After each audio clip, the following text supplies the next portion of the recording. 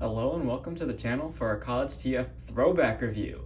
Today we'll be taking a look at the Transformers Prime First Edition Optimus Prime, one of my favorite figures of all time from Hasbro, and probably just in general. I mean, there's some amazing third-party releases bringing this guy back, that being by APC Toys. And if you haven't checked out my review on that guy, certainly go take a look because you can pick up this mold yet again. Though not officially a Hasbro release, APC Toys has done a fantastic job bringing back the aesthetic of Optimus Prime, adding some new paint to this old mold, but I absolutely love this original version, so we're going to take a look back at the original Transformers Prime First Edition Optimus Prime today on the channel, just since I haven't taken a look at that yet. So, to start out, I don't have the packaging with me, but it's fairly simple, so no need to really look at that, as the figure is the main focal point here. I mean, this figure just looks fantastic. I think it's one of the most CGI accurate Transformer reproductions we've gotten in toy form.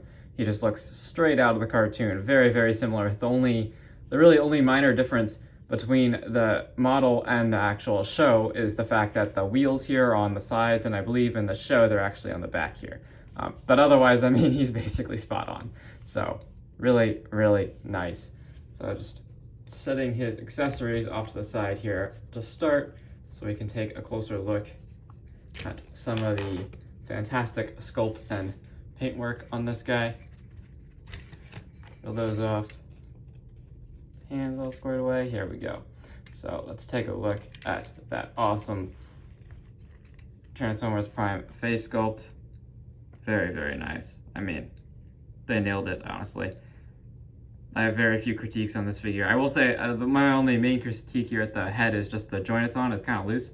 And there isn't that much mobility, which is actually something APC Toys has fixed in their new releases, where now you can get more of an up look, but still, nonetheless, very nice head sculpt. Some great light piping in there. Hard to see right now the way the lighting is in here, but definitely you can get him looking very neat if you have the right lighting. And then we get some nice paint apps here for the yellow marker lights here, and this is actually a faux chest, but honestly, I don't really care as long as it looks good in both vehicle and robot mode. I'm happy. Very nice chest sculpt detailing here. Looks just like the cartoon. Coming down to the legs, get some nice silver. Not too many paint apps on this guy. Really only where necessary. Like here, this is painted. I'm not really sure why this is not just molded in a red plastic, but nonetheless, still looks good. And then I actually do really like this detail. Here we can see this is the trailer hitch for his vehicle mode, and they've actually sculpted in a symmetric one on this side. Now it's not painted, unfortunately, but at least they went and made these two legs asymmetric like that. That's pretty nice. Back up to the arms. Again, not that much paint on this guy overall, but another difference I would say from the cartoon to the toy is the fact that he actually only has one Autobot insignia, and I believe in the show it's actually up here, as there's none on this side, but I get that's very minor and something if you so desired you could change, but I would not. And this is his back. Again, cleans up very nice. Some very clean paint apps here on these panels as well. And you can just see how thin he is. They really captured that, his anime styling, I think, spot on this figure. Just looks fantastic. Side profile. Before we get into articulation, just look at his weapons here. So he did come with this gun with a kind of strange speckle finish. Now it's much more prominent on camera here than it actually is in person, but they did add in this nice metallic finish on the ends there, which looks really cool. And I think it looks the part for sure. In the show they were silver, not black, but still looks cool. Very nicely sculpted for sure, nice and symmetric. And the way they integrate is very nice, which I'll go over in a minute. And here is the sword. And at the time this guy was released, it was all about the flexi plastic. So that's not the greatest, but I don't really care that much. And it's not too warped, so that's good. Just got simple blue paint app here on top. And that's it. It integrates the same way. So to attach the weapons, you could just peg them into his hands, but in the show, so you could just do that. But in the show, what we see is they actually kind of form out of the arm. And so to do that, you just rotate the wrist around as you would for transformation. and then just tab this in, and as you can see, it is all sculpted to fill in this whole side and hide his hand. I thought that was really nice attention to detail. Now it is kind of strange on the sword as it is upside down technically, because this would mean he slashes upwards and not downwards, but whatever, it looks good enough for me. And then same integration for the gun as I showed at the beginning.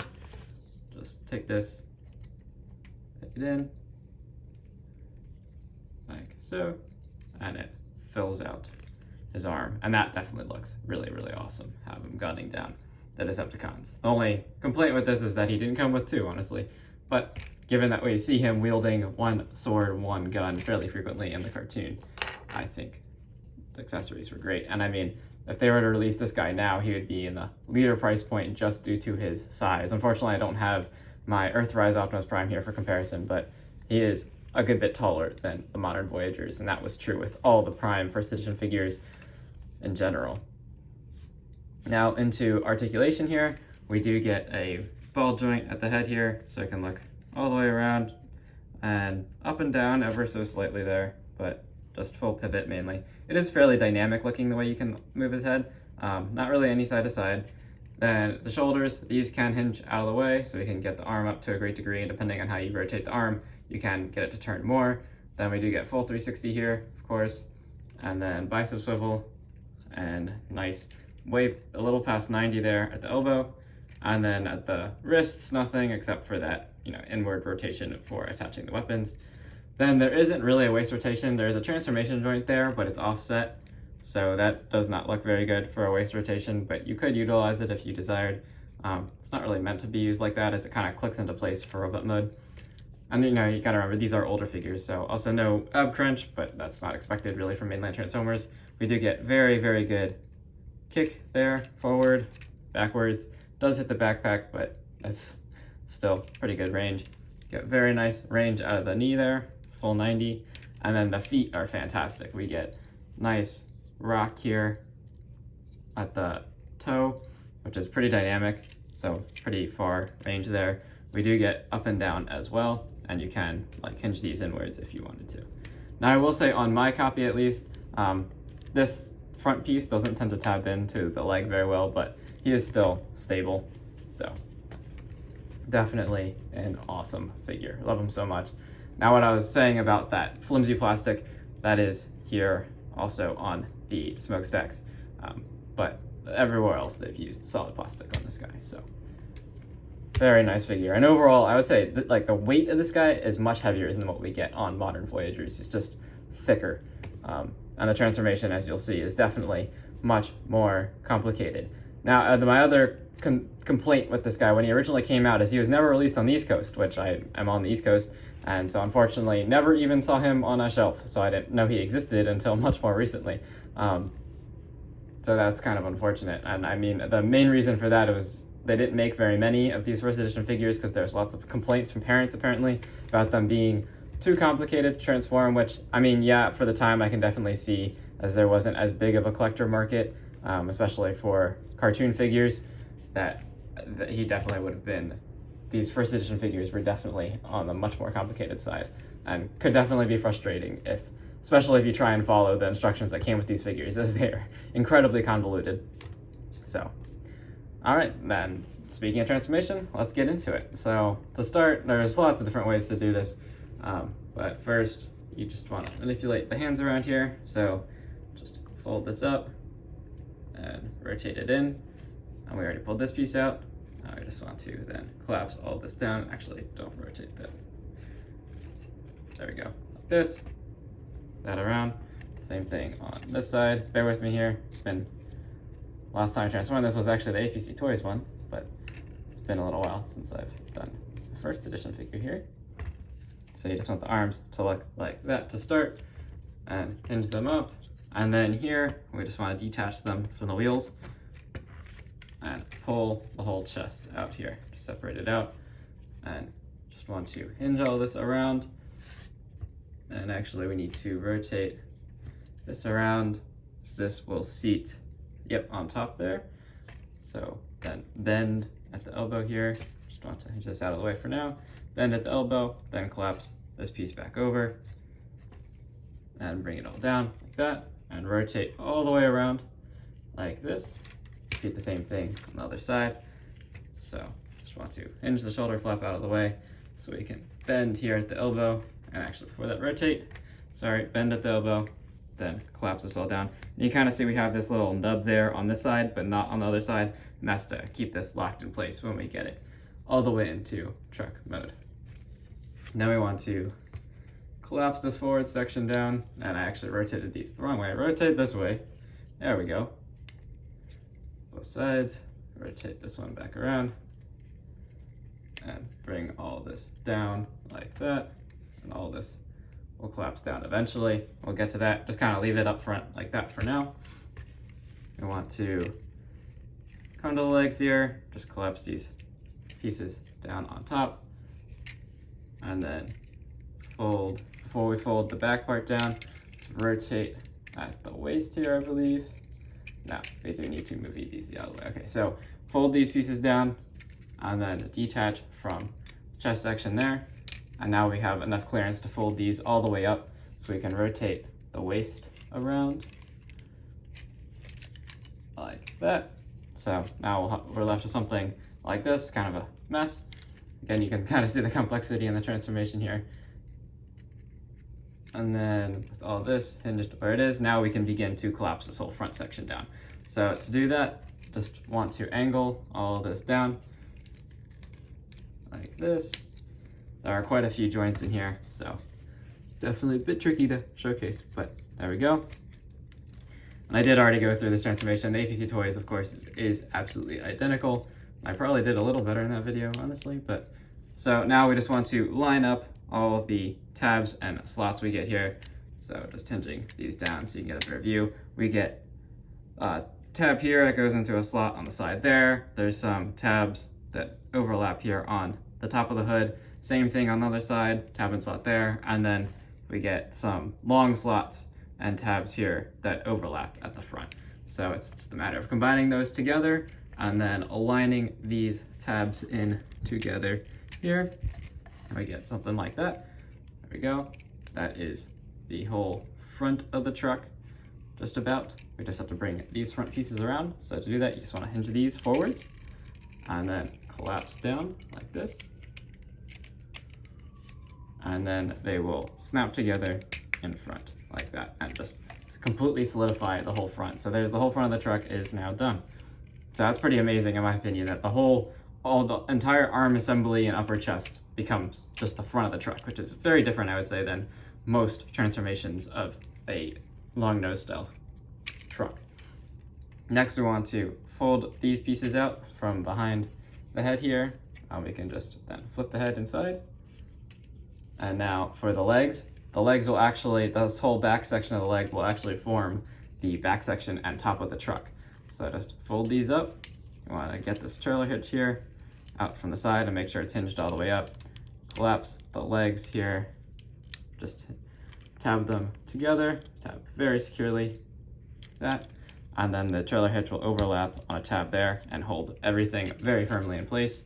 Come to these top sections here, tab those together as well, like that. And now it's just a matter of collapsing all of this in upon itself. So it's like a double joint here, and it all just collapses down. And then you can see we get some tabs here that go into slots on the side, and the same thing up here. It all just kind of lines up very nicely there. That, just get it all lined up there. So, and then just collapse these panels down over top, and it all, since these are the flexible plastic, they'll kind of automatically align with a tab on the inside here. Does that on the other side as well. There we go. Should be about right. Let's make sure. E-rollies, very good. And that is Optimus, first edition Optimus Prime, transformed into his alt mode. Just like we see from the cartoon, very cool looking Freightliner-esque truck, international truck, whatever brand of truck you would like to use. That is what he is based on. Very nice. I will say that his profile overall, to get all the wheels to roll, is a bit strange as he like kind of angles forward. Can kind of compress that, I guess, like this, but then his back wheel isn't actually on the ground. So that was probably my main complaint from vehicle mode, but overall, I just love him. We got nice pinned on wheels, very chunky plastic everywhere. He feels very solid, very rugged. Definitely one of my all-time favorites, both in his cartoon form and the way they portrayed him as an actual character, and then of course the toy form here is just a fantastic rendition of an Optimus Prime. You get nice Autobot insignia there on the grille, and lots of nice sculpted in detail on the grille. We even get some rivets going around the grille and the bumper. Nice headlights.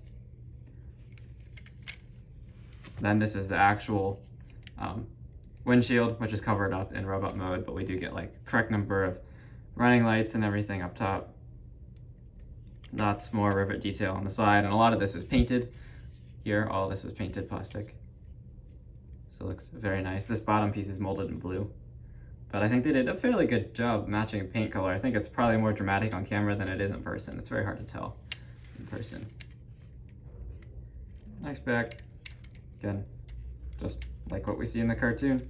Very nice. My only other criticism with this guy, which is never done on any Transformer, is double wheels in the back. Come on, give us dualies, like on the actual truck. I mean, even in the cartoon, that was part of the reason I loved how accurate Optimus Prime was, is because if you look in the cartoon, he actually has dualies on the back of his legs, as a tractor trailer should.